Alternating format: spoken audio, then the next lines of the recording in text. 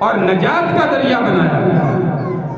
آج ہمارا کلام مجید فرقان حمید کہاں پہ تلاوت کیا جاتا ہے؟ آج کل ہمارے ماحول جو چل رہے ہیں، آج بھی بڑا وڈیرا چودھری اپنے بچوں کو تو حافظ قرآن بنائیں گے نہیں، پوری زندگی گزر جائے گی، لیکن جب وفات پاتے ہیں، کوئی بھی بندہ فوت ہو جاتا ہے، کسی بڑے کی مثال لے لیں، اس وقت کہتے ہیں جی اب حافظ قرآن مدرسے سے بلا کر لے کر آؤ تاکہ ہمارے باپ کی مسجد کے پاس کھڑے ہو کر قرآن کی تلاوت کریں۔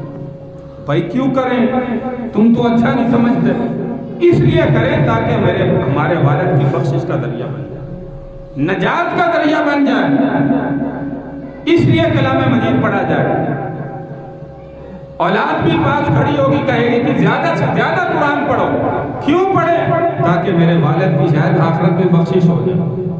آج تک آپ نے بھی سنا ہوگا کہ کوئی وفات پا جائے تو ہم جو ہے وہ کسی اسکول میں جائیں، کالج میں جائیں، یونیورسٹی میں جائیں اور وہاں سے جا کر کسی ڈگری ہولڈر کو لے کر آئیں اور آ کر کہیں کہ بھائی یہاں پہ کوئی سائنس کی، کوئی میتھ کی، کوئی فزکس کی، کوئی مشرق علوم کی، کوئی ریاضی کی، کوئی فلاں جو ہے وہ یہ چیز پڑھ دو تاکہ میرے والد کی بخشش ہو جائے۔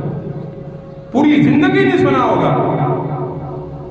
تو اس لیے میرے بھائی تعلیم کو تعلیم سمجھیں، ہنر کو ہنر سمجھیں، علماء کی قدر کرنے والے بنیں۔